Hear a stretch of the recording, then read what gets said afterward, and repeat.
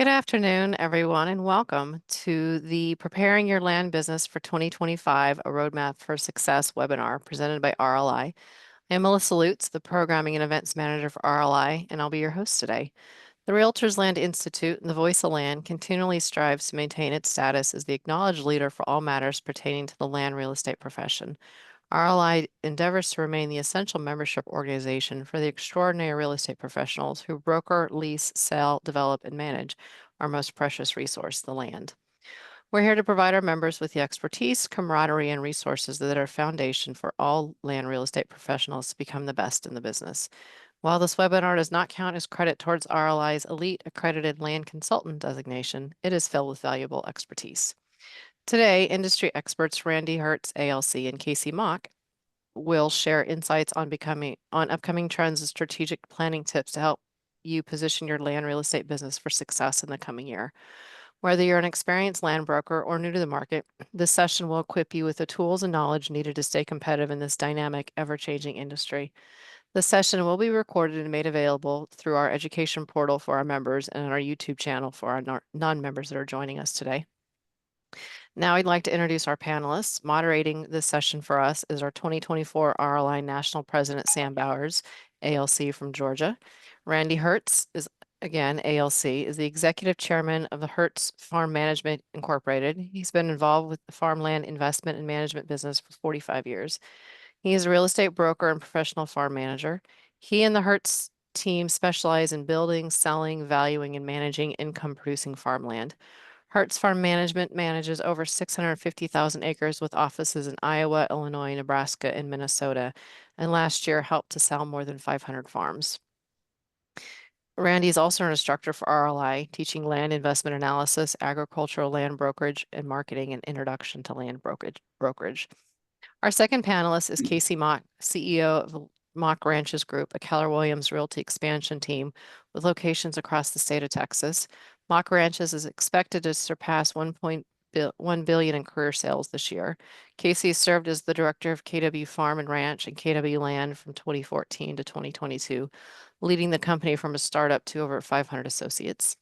He is the business coach for the Millionaire Business Network, hosts the Land Broker Insider podcast and the Land Broker Masterminds. Kasey and his wife Elizabeth live on the ranch in Stephenville, Texas, with their two kids, Maddox and Caroline. And Kasey is a multi-year Apex Award recipient. He was also the 2017 National Recreational Land Broker for the year, 2017 Rising Star Award recipient, a 2023 Regional Apex Recreational Land Broker of the Year, and currently serves on the RLI Texas chapter. Sam, it's all yours. All right. Thank you very much, Melissa. I'm very humbled to be in such esteemed company here on this panel. I hope everybody gets as much out of this as I do. I've been in the real estate business for 35 years, and I tell people all the time, anytime I deal with something with RLI, it's funny how somebody that has been doing it as long as I can still pick up a little nugget that I take back to my business and use. And so I expect we'll pick up a lot of nuggets between these two guys today. So first, let's start with Kasey, and I'm going to address these questions to both Kasey and Randy, but we'll start with Kasey. What economic factors are you expecting that are going to be impacting the land business this year and next year in 2025? Sam, our business has been slow comparatively since the Q4 of 2022, right? In Q4 of 2022, we started to see things come out of contract. In 2023, we had around $130 million of escrowed contracts terminated, which is a lot, you know. Now we sell a little different product than what Randy sells. I think, you know, most of our stuff is a want-to purchase, not a have-to purchase. There's not a ton of it. Not a ton of it makes financial sense here in Texas, unless it's a development deal.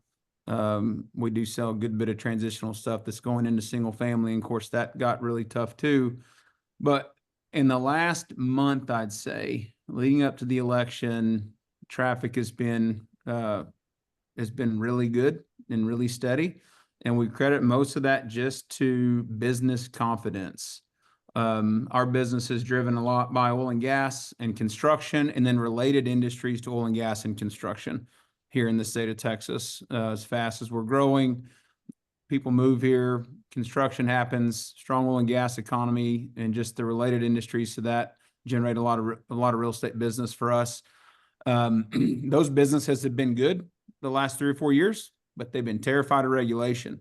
And I think now we've seen some confidence as we've gotten some clarity on direction with the election. And I don't know that it would have mattered a whole lot which way it went, just getting the election behind us so that there's clarity for the next 4 years. But what we've already seen is people starting to spend some money just because they're confident there's going to be a little less regulation, a little more business friendly environment. And that's, to me, it seemed like that superseded interest rates. I think rates right now are palatable to people as long as they've got confidence in business. I think rates are palatable. They would always like them to be lower, sure, but rates are palatable if there's confidence in business. And that's the biggest economic factor we have seen, Sam. We can parallel our business to construction and oil and gas pretty predictably. And as those things have surged, even in the last couple of weeks, our business has gotten better. Yep. All right. Well, good. I would agree with that completely. Ours is construction in this area. When our construction guys are doing well, they're buying hunting land, and that really drives the recreation market. Now, Randy, how about you in the ag service? Yeah, we're in a little different segment. We were on, our land prices were on rocket fuel from 2020 to 23, and we saw a huge up in terms of land values.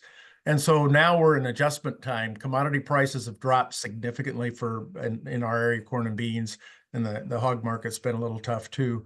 But I'm surprised how land values have held pretty well. If you've got, I'd say they're down 10, 20%, maybe on average. But if you've got a high quality piece with good neighbors, it's not down at all.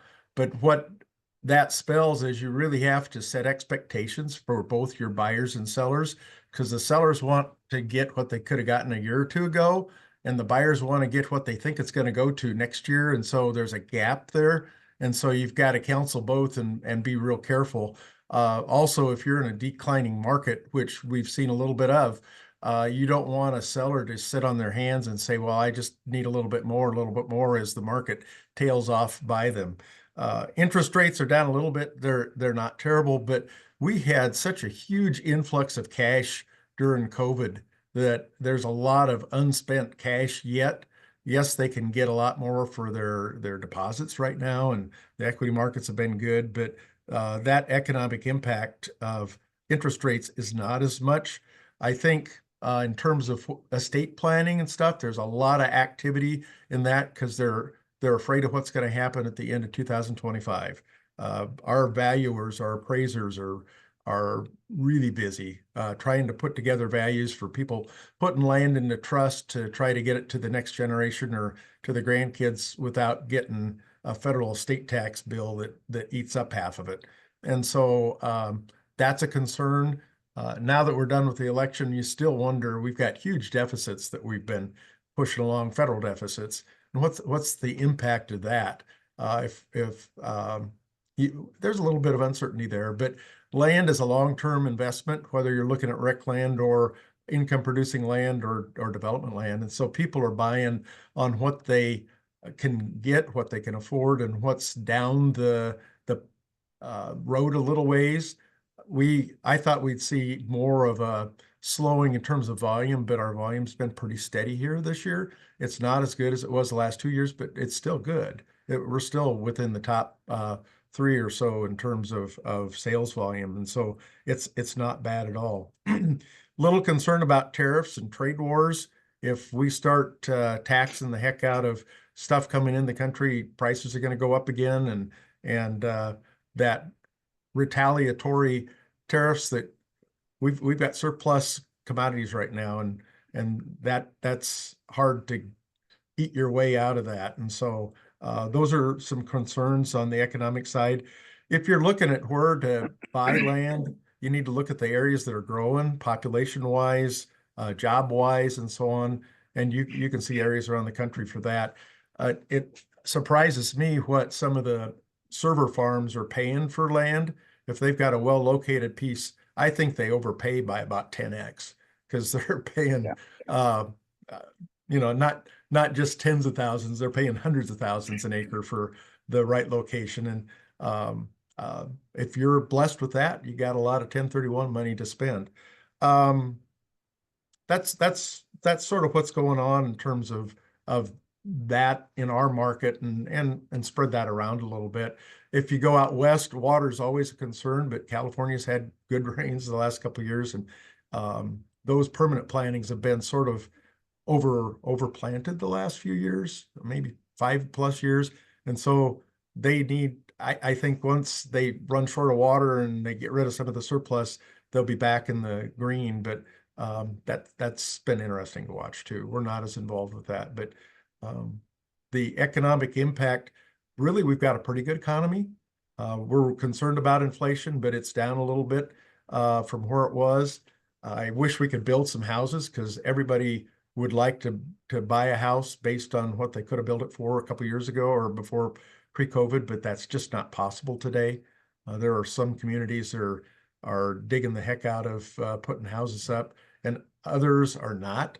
A little concerned about the build to rent market in certain markets there, that's just a little bit crazy, because I'm a firm believer of private house ownership, and you need to grease the wheels to make that happen. But it seems like we've got a society that likes to buy on terms, and they just soon rent us by in some places.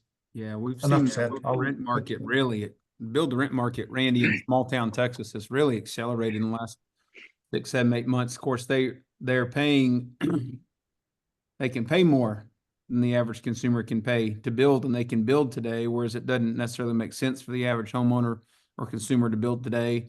You mentioned water. Something that we've seen across our state is we had so much growth in the last 10 years. It really taxed water infrastructure. So like along the I-35 corridor, San Antonio to Austin, there's a mass shortage of water. And if you just use an imaginary line, there's not much groundwater immediately east of I-35, and there's some to the west, but the west is maxed out. Highland Lake system is maxed out. So the water to the east, there's lots of water toward the coastal bend, but you've got to get it there with pipes, and that costs a lot of money. And so there's a lot of demand still for housing here along the corridor into the east of the Austin Metroplex, San Antonio, Dallas-Fort Worth. A lot of demand for housing, and developers, they have money to spend, and they have to spend it. It doesn't pay them to hold on to it, and they have to spend it. But the feasibility times, it's been really hard for farmers. We traditionally would represent the farmer there, and the feasibility time, 18 to 24 months to get a development plan approved, is hard for them to digest. It's pretty difficult. And so you can bring them two scenarios and say, well, if you want yesterday's money, they're going to have a clear path of development, a clear path of water, and now our roads have gotten so congested that they're putting traffic lights and turn lanes and all those things on the developer also. When you've got to build a 4-lane farm to market road when the developer has to absorb the cost of a 4-lane road with traffic signals and turn lanes, you're adding tens of millions of dollars to the baseline of the project, and all that has to go on the home price. And it makes it, the farmer ends up paying the bill there, is what ends up happening, because it costs more to develop your piece of property because the homeowner can't pay anymore. So it's really a land specialist in our market that's trying to work in that transitional market. They really need to hone in on a narrow area and be an expert there, and be familiar with planning and zoning and what utility providers have access to water and sewer, and be really cautious there when you put your signature on something as a fiduciary, because the components to making that project work are exponentially greater than they were. Yeah. One other factor, Sam, is the age of our landowners. They're old. Mm-hmm. And they own their land free and clear. So I don't know, a lot of them don't have a succession plan yet. And so they'll probably pass that down to family. But when you inherit a free and clear piece of land with a step up in basis, they're really tempted to cash in on some of that. Others yeah. have the emotion strings saying, hey, I want to keep that. But it'll be interesting to see what happens. Of course, we've been talking about that for 30 years, but it hasn't, the wheels haven't fallen off, and I don't think it will. But it's still, the demographic is that the money's with the landowners, and they're old. Circling back to something you said that we're seeing in our area, the server farms. Are y'all in our area? They're coming here, and I agree with your multiplier, because in some cases that may even be low. They're paying lottery money type prices for land. Are y'all seeing any energy shortage? Our problem in Georgia is we don't, Georgia Power and the power companies can't furnish enough electricity to them, or can't guarantee them enough electricity. Have y'all seen that in y'all's areas with these server farms? Define server farm too, in case there's other people like me that aren't super familiar. Go ahead, Randy. What we've seen is Facebook and Google and the likes coming into the area, and by server farm it's this huge building with no windows in it, and huge electric power going into it. We've not had a problem with it, Sam, but the utility was going to decommission nuclear power plant, and they're talking about regenning that and getting more life out of it. Because it's low carbon, it generates a ton of electricity, and it does it 24/7 very efficiently. We've got a lot of wind energy that's come into the market. We're number 2 in Iowa behind Texas, and but that only generates when the wind's blowing, which will at night.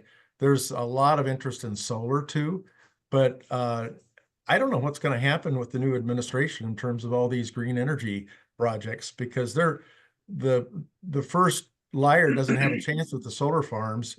It used to be that they were paying $700 to $1,000 a acre per year, and I've heard that doubled and tripled in terms of what some of the developers are offering, but they're not built yet. That's talk. It's big hat, no cattle so far. But there are some that are built. And there's this administration has openly talked against wind. Wind energy is pretty big here in Texas. It's not very popular. It's not very popular. If you look at the economics of it, if you take out the subsidy and look at the economics, it's probably not money well spent on anybody's case. It certainly hurts neighboring property values. It's not very popular here. I think you'll see this administration pull away from wind energy. We haven't seen much new wind energy development here in the state in the last few years. I think they realize it's kind of cost prohibitive. So that'd be interesting to see. We had a conversation on the server farms or data storage, along with some crypto mining facilities last week. We had a RLI Texas mastermind at Capital Farm Credits, beautiful new headquarters in College Station. And I think there's around 100 people there. It was wonderful, and Megan Turnipseed, our chapter president, did a great job putting that on. There was conversation about server farms there, and it's the same story for us. You have the power issue, which in some cases those facilities would use more power per day than the city that they serve would use. Yeah. So over double the pull and the demand on the power. But then water's another issue that we have. It's where they would have to build all those are fairly remote, and water is another big issue. The amount of water they need to cool those computers on a daily basis. And I understand there's quite a bit of evaporation, so it's not like you're recirculating that water. You're not recirculating it and washing it and getting it back. There's some loss to evaporation, so it takes quite a bit of water for those facilities as well. I know there was one purchased not far from here, I think around Granbury. There's some folks bought one, and there's been several contracted, I know. Not many of them have closed. Same with the solar. There's a 2,000 acre solar project that's supposed to go in just a mile south of my house, Randy. It's been planned for 3 years. I think it'll go in. We've seen some movement on battery storage, within 4 or 5 miles of where the solar farm will be around transmission lines. We're starting to see some battery storage go in, but of course, up in the Panhandle, some of that less usable ground, you're seeing more and more solar on it. But gosh, by the time you send it, where you're going to use it, it's got to be a diminished return. I wonder one day will we start putting solar panels on top of roofs in the city where it's needed and save our farm ground. But, you know, one day when they I elect think you and I, Randy, we can carry that message. it's a terrible waste of good land if they put a Terrible solar waste of farm land. on It productive is. farmland. Yeah. It needs to go out, as you say, in less productive areas that get good sun year round too. It's a Yeah. win-win. Put them on the The, roof. Well, and let's Val- let's shift gears a little bit. We're talking about stuff right now that 10 years ago or 15 years ago with data centers, all this renewable energy and stuff. You know, these are trends that have come along in the past 10 years or so, 10 to 15 years. What trends do y'all see, and how can land brokers identify and maybe be able to grasp some of the trends that y'all see coming, you know, into 25 that will be impacting the land business? I met with a gentleman yesterday, and it was a confidential conversation, so I won't identify him or his exact product, but the change that data and AI is going to bring to all industries, including ours, is going to spin our heads in the next 5 to 10 years, I think. So I think as agents and brokers, the idea of being reactive to what comes our way is not a very good business plan. I think we're going to have to be very proactive about first relationships, because that's the thing that you and I can do better than anybody. You and I can foster a relationship and be a fiduciary and be an expert and really care about our clients more than a system or a program can. But I think we're going to have to be tech enabled in a lot of ways, and we're going to have to continue as an industry and as individuals to lean in where we're smart, because at some point in the curve of change is shortening today. At some point, our client looks up and they can get information and data faster somewhere else than they can through us. And at that point, we become admins, and that's a scary thing. Yeah. And so, you know, for men and women that got into this business, mostly because we like the outdoors and we like agriculture, or we like hunting, or we enjoy rural communities, it's not always our first step, and it's not always our inclination to lean into those things. It's really more so, I think a lot of us want to lean out of it and say, I don't like the way this is going, and we want to make things more physical. I think the relationship is really, really key. We have to find a way to be more personal, more physical with more people more often. But we better as an industry be leaning into data and getting smarter, because predictive analytics and things with AI are really going to change business, the way you can match a client to a piece of property. You know, we started a couple of years ago noticing a trend where we lose more business to unsolicited offers than we do to competing brokers. And so you think about, where are those buyers finding their information, and you know, where are they becoming competent in making offers on properties and making bona fide good offers on properties, so that those properties are not being brokered. There's data and information available, and we're going to have to adapt and learn and lean into that instead of leaning out. But I think one thing we can do today is just be sure that we're really serving our client well relationally. And it's a relationship trust-based transaction, not a transaction-based relationship. And I've said that the last 3 years, I think, at the campfire chat at RLI. But with your clients, particularly your core clients, I think you better have a relationship-based transaction, not a transaction-based relationship. Randy? I can't second what Kasey's talking about. Being able to know your market, to build that personal relationship, because there's a lot of data out there, and people think they can do it themselves, but they get burned. And there's such a difference. Every piece of land's unique. And so to be professional, tell them the truth. There's brokers out there that'll over list something, and that's a huge mistake to make. And the same to price it too low. You know, you don't need to work for peanuts. If you're good, you'll more than help the client make that out. They just need to be counseled and fed into, and you don't want to forget that. Yeah, there's technology coming along with the imagery, with the drones and all of that stuff, and it's really exciting. What you can do with Chat GPT and all of that is pretty intriguing. And Kasey's being pretty humble here, but you can help you to do a better job, but you better darn make sure you ground truth it too, to make sure it's not hallucinating on you. The availability of data, comp sales and stuff, it's so refined to know just who your neighbor is. That's oftentimes what'll determine what a piece of land is worth, as much as its productivity and the other attributes that it's got. But the ability to do the 360-degree tours now is fantastic. You need to be doing that on land, because you can put it on your website, and we spotted an eagle 2 miles away in a tree. The graphics are phenomenal on that technology. But that's here today. I don't know where it's going to go. But you need to embrace that, and you never quit learning. That's what's one thing that I've been a huge beneficiary of teaching land classes, is that the brokers and salespeople come in and they're chock full of great ideas, and they're willing to share, because we are blessed within RLI to have a very collegial group. We really don't compete. We compete with ourselves more than we do with the other brokers. And Kasey hit it on the head. A good share of the land is still traded without a brokerage involved with it, because it's family, because it's neighbors, because they think they know what they're doing, but they're leaving a lot of money on the table too, both ways, both overpaying and underpaying. We need to embrace what trends are happening out there in terms of the internet, and heck,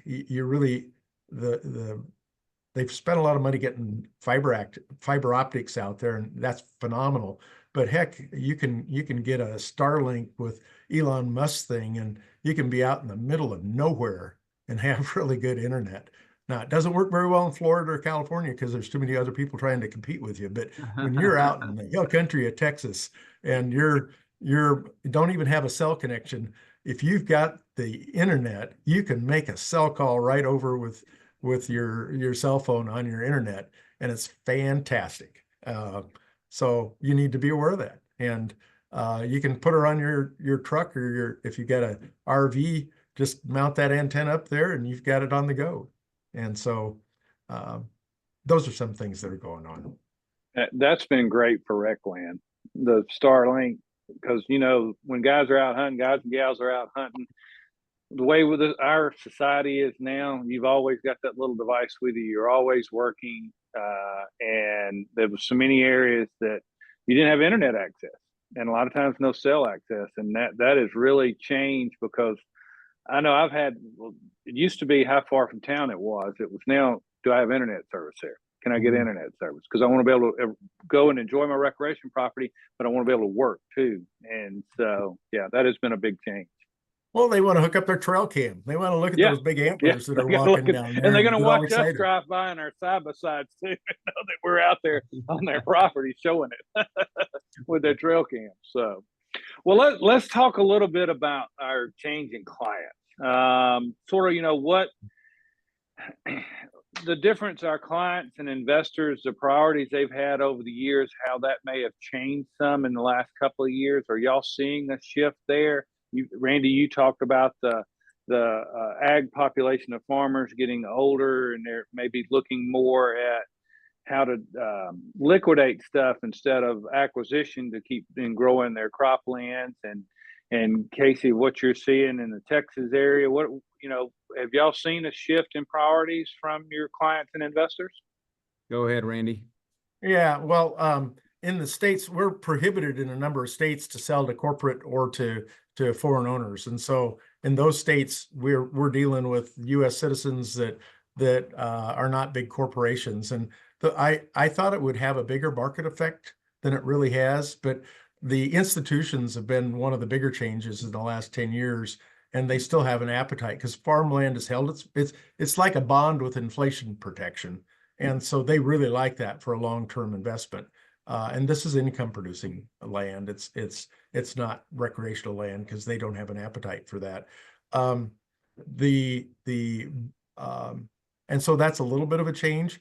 But those old farmland owners, Sam, they're not sellers, they're buyers. They've got the cash and they have a land buying habit, and they've got the capability of doing it. So they're still buying, I got to even though feed the the kids may addiction. not keep it.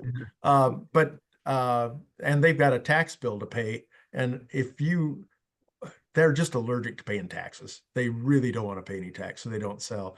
1031 is good for them because they can then be portable to if they do have a liquidation event, they can buy something else. There's a number of people that have moved that into higher cap rate type of products, but you got to be really careful there because some of those were done with leverage. And if they didn't have longer term financing on that, they're underwater right now. If you look at some of the Very much REITs, so. Instead of continually going up in value like your farmland has done, they've had some haircuts of 30-40% down, and that's not it doesn't make people feel good. And that's where land really holds its value. In terms of other buyers, yes, we have some foreign buyers, but you got to be in the states that allow that. Texas is the Wild West. They certainly welcome every buyer there. But in Iowa or Minnesota or Missouri or those states, we don't see as much diversity in terms of ownership. We had recently, Randy, out in Southwest Texas, Western Edwards Plateau, Val Verde County, where a Chinese group had purchased. I was not a part of this deal, but a Chinese group had purchased close to 100,000 acres of that dry, deserty, rocky old country out there that's used to be sheep and goats, and then some skinny cows and free-ranging exotics and rec land, and they purchased it for wind and solar project. And the local governments and the state government got together and said, not Chinese companies not developing energy here. And so that stuff's all for sale now. I don't have the intricate details of that, but I'm glad to see some of that changing here in our state, where we're very, very, very much a pro property owners' rights state. But some of that needs to be some smart oversight and smart regulation, in my opinion. And we look up and we've thrown the baby out with the bathwater. We haven't seen a ton of change, Sam, in our markets or the agents that I coach around the country. I think still one of your most likely buyers is a neighbor. And so for good stuff, for good stuff, we've seen a few more institutional buyers on the really large stuff. We've seen a little slowdown of just your traditional individual buying really big stuff. I'm talking north of $20-30 million, real big stuff. There was big ranch has been for sale out in the far west Trans-Pecos borders Big Bend Park. James King has had it, King Land and Water, and it just sold to the state GLO. It's been for sale for 2-3 years, one of Brad Kelly's places. And I was wondering, man, who's the buyer for this? Like, that's almost has to be the state's like the only buyers, what I thought a long time ago. And the GLO, state Texas GLO, just bought it. And of course, that funds teachers' retirement. And so that kind of made a little sense. We've seen some slowdown in that stuff. Some of that's come with price increases. I think some of those markets there, the individuals think, okay, most of the gain's been made on that, and don't really want to carry it on this risk profile. Close into town, it's mostly investors, don't have much agriculture interest at all. They're holding that stuff to be developed. You get within 2 hours of town, still a lot of individuals, and 90% of our buyers are still, even throughout COVID, 90% of our buyers are still Texas residents that are buying a place for them and their family. If it's a place to go hunt, recreate, build a house, retire, they think it's a good 10-year hold. We talked about some economics earlier, but our number of transactions in the state is down about 30%, but total sales volume and average sale price is still up 3 to 6%. And so that tells you that the good stuff is still selling and it's still commanding a premium. There's just not as many sales, and the the less than par real estate, the real estate that's not as desirable, has some hair on it, access issues, utility issues, rough, poor condition, high carrying cost. Those are not bringing a premium. And as people are getting more educated on what it costs and is required to own and run it, we've seen things that are heavily improved being less demand than things that are not. And thankfully, the brokers have gotten a little more educated on what it costs to, what the value is of a place that's been cleared of juniper and cedar and been reseeded versus one that's not, because they're not apples to apples. You can easily spend $1,000 to $2,000 an acre just clearing one, and 4 years to get it reclaimed where it doesn't look like it's scarred up, you know. So our buyer demographics on the high end have changed a little, but just in the bread and butter places, you know, the $1 million to $5 million is still, majority of them are Texas residents. There's a lot of money here, a lot of cash still. Our farm credit system is very strong, very robust, and willing to help. And prices got really high, but in most cases, they haven't backed up for good real estate. They've continued to be in demand, Yep. I think the key is that top stuff, top tier stuff. Yeah. Go ahead, Randy. We'd all like to list all of that, but you have to take what they have. The method of sale has changed a little bit. When the market is on rocket Yes, it fuel, has. auctions are really an excellent way to go. And we've got several different methods of auction that we use. Now that the market is uncertain, we've moved to more what we call listings or privately transacted types of structures. We've used the sealed bid or one chance sealed bid pretty effectively now, because we may have one really strong buyer, but and that'll ferret that out if he's willing or she's willing to stick it out there and make a good bid. And that's worked effectively in this uncertain type of market. And it doesn't expose your property to public scrutiny if you have a no sale auction on a public auction. It's all private and for the buyers and the sellers. And so, yeah, it's changed a little bit. We've got some of our farmland professionals or land professionals that have moved almost exclusively to listings. We got some others that are still doing one chance seal bid. We just today had a good auction over in Illinois. And I was surprised the pure farmland, the good stuff, still sold for $18,000 an acre. There are at least 3 tracts that sold for that. So, you know, that's pretty fascinating. That was a live auction, which we have fewer of those than we did a year ago. Our method of sales changed a little bit too, Randy. Far more, I'd say, in the last 2 to 3 years. Man, way more physical as far as getting people excited about a piece of property. A lot less response from marketing efforts, a lot less just generic response. If you're willing to go as a broker and actually broker real estate, take somebody by the hand, take them out there, take the time to get in relationship with them, take them out there and say, you told me this is what you were looking for. This property fits your goals in these ways, and let them see it. We're still having a lot of success there. But just the response to the digital effort and the response to generic marketing is down, pretty saturated. People not as excited about stuff. I think some of that could come around here in the next couple, 3 months. But it started to look, the last 12 to 18 months looked a lot like WORK for a lot of people. And it's a good thing for it. I'm glad for it. You know, it's a better market for us because our people like to get out and work, and it's a chance. The sellers are much more willing to work with you, and that's a good thing. Because in the high price upward move things, everybody can just throw it out there and get it sold, even if they're $500 or $1,000 under the market. They think they got a good sale, and the buyer thinks they got a good buy, and they did. I agree with both of y'all. I think it's good for our industry because boots on the ground, we can have all the technology in the world, but until you get a client on the ground on a piece of property, because that's part of selling them. They've got to embrace it, and you can't do that through photos and videos as well as you can having them out there on the ground. So So things change, but things stay the same too. So, all right. Well, let's talk about some technology. Randy, you had mentioned 360 tours just a minute ago, but what technologies and data tools would y'all consider, or would y'all think would be the people on the podcast here ought to be looking at adopting to stay competitive?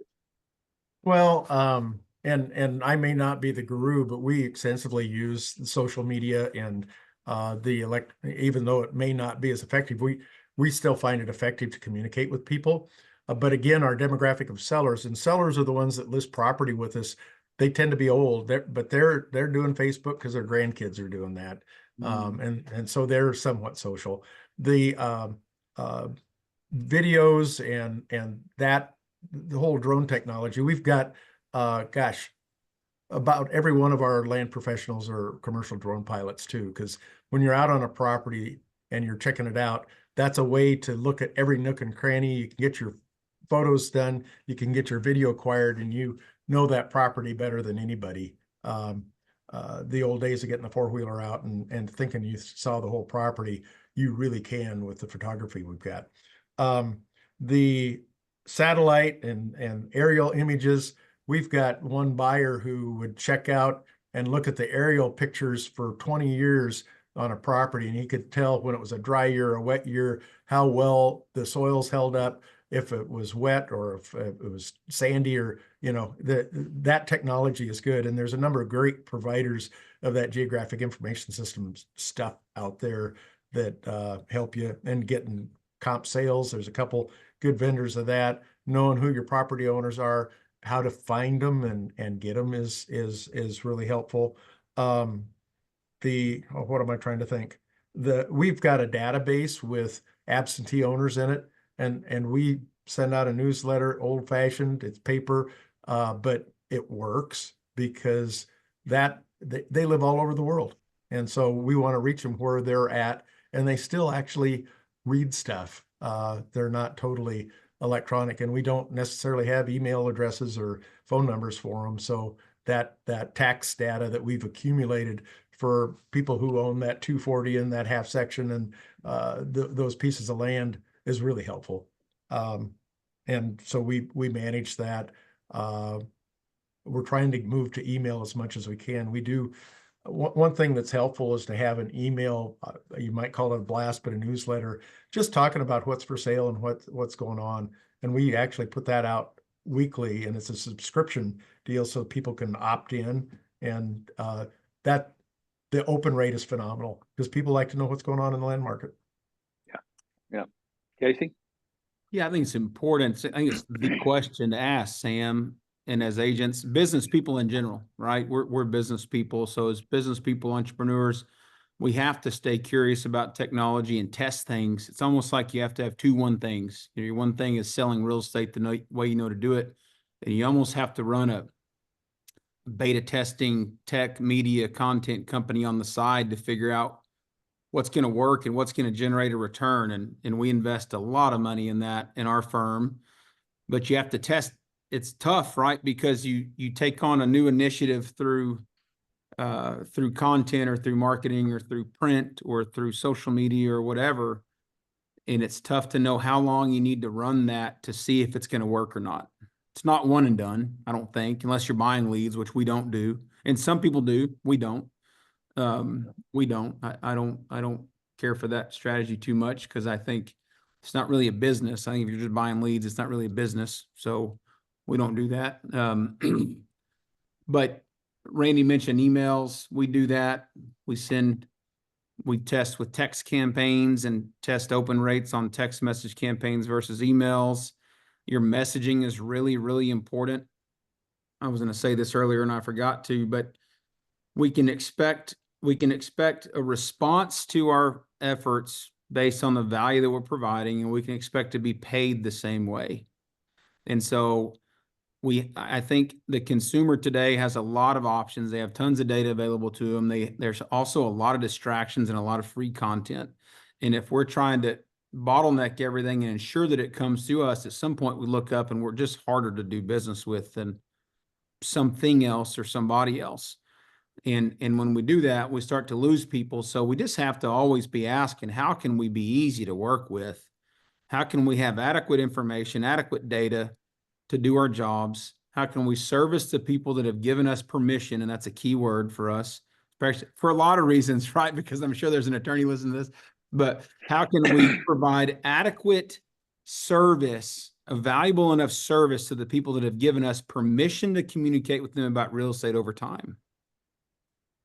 And man, now all of a sudden you have to study social media trends and content trends and know who your audience is, because Randy's audience may be, and I'm just making this up, Randy's audience may be in their 60s and be traditional farmers, and our audience may be people that live in the Metroplex that want to purchase their version of a ranch, 20, 30 acres with a couple longhorns on it, 2 hours from town. And so those audiences are going to respond very differently to different approaches. And so we have to be testing stuff nonstop. And I don't think we need to get too confused chasing, wish I had a whiteboard, but if you've got what's worked and you've got the trend line here, right? I think as agents and brokers, we have to be really careful to not get too far out past the trend line, because it gets really expensive and really distracting, and it may or may not work, and it's a double-edged sword, because there's tons and tons and tons of money, billions of dollars being invested into technology and data in our industry. And some of that enables us to be better agents, and some of that desires to replace us as agents. So be careful where you spend your money. I think it's really important. But if we can be enabled by good technology that generates a response, it's going to be a little different for you, Sam, than it is for Randy, than it is for me, than it is for a bunch of people on the call. But find out what resonates. I think the number one thing we can do for our businesses is run a good database, a good CRM, so you know who your people are and how they respond and what their needs are. It's really hard to service them if you don't know who they are and what their needs are. And we're big believers in a CRM. We run our business accordingly. Our communication runs through there. We know every analytic of everything in the business. And so we have a lot of clarity on the business, and we're running our real estate business like a business, not like a reactive person with a sales license. And, I look up to Randy a lot, because Randy has built incredible systems, and they have tons and tons and tons of data. And they run their company like a business. And there's a lot of brokers in RLI that run their companies like a business, and in a very well-run business. And a business has answers to analytics, and they know where their leads come from, and they know their conversion rates, and they know their P&Ls, and they know what generates profit, and they know their cost to sell. And I think as agents, our level of professionalism is going to earn our right to stay in this industry long term, because there's a lot of people after parts of yours and my job, and you better believe that they've got their pencil sharpened. And as agents, I think we need to really measure our level of professionalism and the value that we're providing to clients, and expect to be paid accordingly. And there's a difference. Tech's going to enable us to do that. Yeah, I agree with you 100%. The professional level I think is what's going to help this business survive. I'm big on that, and I'm big on education, because once you have that knowledge and you know how to apply it, and watching your bottom lines and how to service your clients, that education is something nobody can ever take away from you. But you've also got to keep growing. You've got to keep educated with what's happening, because a lot of the things you're naming, Kasey, those are moving targets. They are that's moving not targets. Something that your clients' demographics changed over time. So that's all moving targets that you've got to keep an eye on that ball, because if you let it sit still, your clients are going to move right past it. Well, there's such a big difference in response and action. Yeah. They don't, your firemen and your EMS and your police officers, they're not called first reactors. No. That's what we do. When there's a fire in the house, we pour water on the grease fire and like, oh my God, it got bigger, but there's a first responder that knows what to come do with that fire. There's a first responder that knows what to do with this injury. There's a first responder that knows what to do with the disaster. And inside of our businesses, we better be first responders in our business. So as our clients changing, as the market's changing, as the economy's changing, we need to be able to respond in a calculated way, not react. If we're reacting, we're going to cause chaos, but we're probably going to be late. Because by the time you go to a trade show and you pick and you buy some product and you sign a 12-month contract to spend money with this product that's guaranteeing to give you leads, understand that's you're probably reacting there because you're not sure where your lead funnel's drying up. So I'm going to react and try to throw some money at it, and understand that that's probably yesterday's product anyway. And I'm not saying it's not good and it won't fill some gaps in, but gosh, we have to really, as business owners and entrepreneurs, study the market and be able to respond to what's going on around us, be really clear with our value proposition and our core and what generates business, but be able to respond to what's coming and the changes so that we can just move in a calculated way.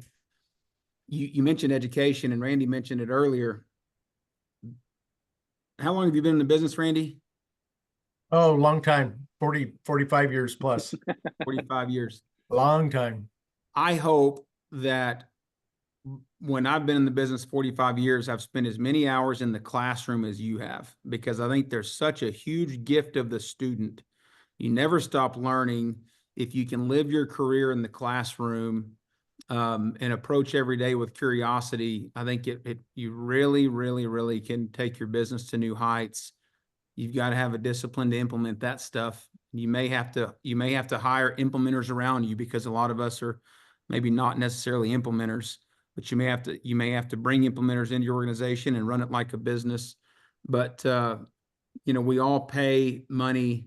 This is my team that's probably tired of hearing me say this.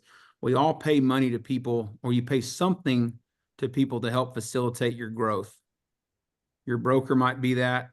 RLI certainly has been that for a lot of us, but we're going to have to surround ourselves with people, and it costs money and it costs time for people to facilitate our growth. If not, you better be the smartest guy in the industry. Doing it by yourself is usually a lot of failure associated with that, Yep. It's really powerful with a team, and you can surround yourself with the right people, and it's both fun and a lot more productive. Very much so. Well, guys, we're getting tight on time. Watching my clock here. The way I would like to wrap this up is ask you all about 2025. What are the concerns you have? What is your crystal? Well, I tell people my crystal ball is foggy and it's got a couple of cracks in it. But sort of what do y'all see for 2025, and what worries you about 2025? Randy? I'm optimistic, and to a fault sometimes. I look at 25 being pretty good, but you've got to be a couple things. You need to be personal in a digital world, because that's really what will differentiate yourself. You really need to know your market and keep with your knitting. If you get outside of your market, you're going to get burned. And you got to be professional. You got to focus on the client. You got to listen to them, what they want, and give them good advice. That's sort of back to the basics. Concerns would be if we don't get a tax bill done, if the wheels fall off with the markets and stuff like that. I really don't anticipate that, because the economy's cooking along pretty well. Yes, there's some concerns. If we saw our market velocity drop a lot, that would be very uncomfortable. And so you don't want to spend your seed. You don't want to eat your seed corn. You got to keep things going. Yeah, very true. Kasey? I'm optimistic. For us, we have our team planning tomorrow. So my team from around the state's getting together tomorrow for a full day of goal setting, and it's clarity on the details for us in 2025. It's going to be clarity on the details, defining what commitment looks like in our business, and committing to the activities that we can calculate will generate the results. And I think I'm optimistic about 2025 for those that run a smart business and are willing to do the work. My concerns, gosh, we can't tolerate much more inflation. So, why I hope there's some softening in consumer debt and retail debt prices. Hope there's not a ton of softening in real estate debt prices personally, because that's just going to drive prices further. And we don't need much of that currently. Some stabilization would be good. I'm optimistic about business and confidence coming from oil and gas and construction. One thing for sure, there's not enough business to go around for as many realtors as they are, but there's more than enough for anybody to make all the money they want to make if they're willing to do the job and do it like a professional. And so take that challenge to heart. But I'm optimistic. I think most of our risks, Sam, are going to be government related, government foreign policy related. I think it's going to impact our businesses the most. Most of the things that we freak out about and get really concerned about don't come to fruition at a fraction of what we thought they were. And if we would have just spent the same amount of time focusing on what we can control, we'd have probably hit our numbers anyway. I tell our agents all the time, and a good friend of mine ran a marathon last week, and I tell our agents all the time that gains are made on the uphill. And professionals that take territory when there's a headwind, they take territory in a down market, very rarely give it back. Those that lose it in a down market very rarely gain it back. And I compare that to racers. And a good friend of mine from church, he ran a marathon last week, and he said his pacers, had pacers running with him, and they told him, hey, stay on pace for the first quarter of the race, first half of the race. Just be on pace. Let the other ones make mistakes. You run your race. Don't be worried about passing people when it's early in the race. And he said about 3/4 of the way through the race, there were some uphill climbs. There's a guy he'd been following for miles. He said, heard that guy start grunting. He said, I got him now. And he passed him. And he passed the next one. And then he passed the next one. And when he finished, those guys were nowhere in sight. And that proved to me the analogy, or it just backed up the analogy, that when there's a little headwind in your market, some of you are going to take territory and probably not give it back. And so that's our challenge for our team, is be professional, pay attention to details, and track your activities and expect a return on those activities. And if you don't do the activities, don't expect a return. And I think if we're able to focus on those things, most of what we would say are risks or threats that could interrupt our market are probably going to be mildly felt on the people that just show up every day and do their work. Well, guys, what I'm hearing from y'all is you're both optimistic. I am myself too, but I'm also hearing the word work. All the technology, utilize it, but you got to put the work in, and mix a little bit of the old school with the new technology. Keep your head down and do your job and take care of your clients. Is what I'm hearing from both of y'all. And so I hope everyone has enjoyed this and has gotten as much. I've been over here making some notes. I've picked up my nuggets that from these two guys that have made me want to stop and think about how I do business and how I've been doing business in the past and what my partner and I may be looking at changing in the future. So I hope everyone enjoyed this. And Melissa, I'm going to turn it back over to you. Thank you. Thank you, Randy, and thank you, Kasey. We're right about 2:00, but if we've got any quick questions, we'll be happy to answer those for you now. And you can go ahead and put that in those in the Q&A box if you'd like.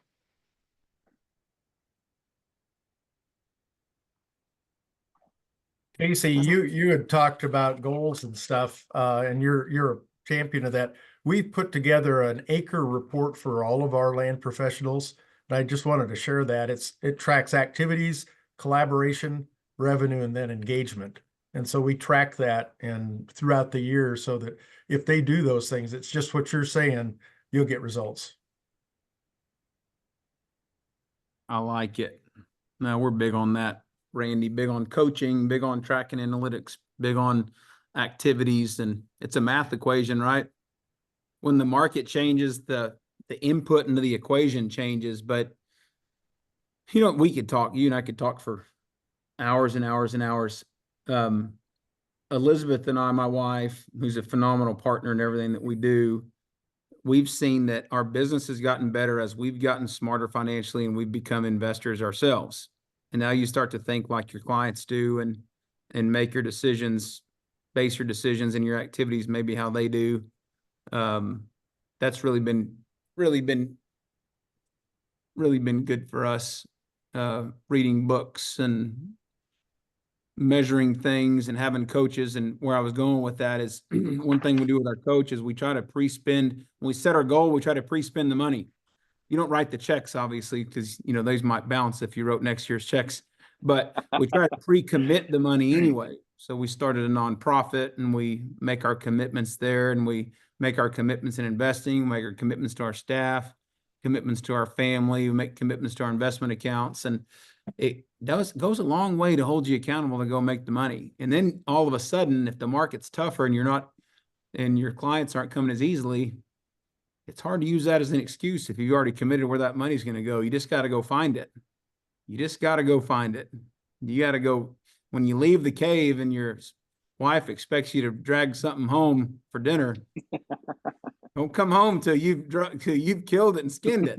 And the same for work. When you make those commitments and you set a goal and you have accountability to that goal, and there's something about it, you're not going to come back to the cave until you've killed it for the day.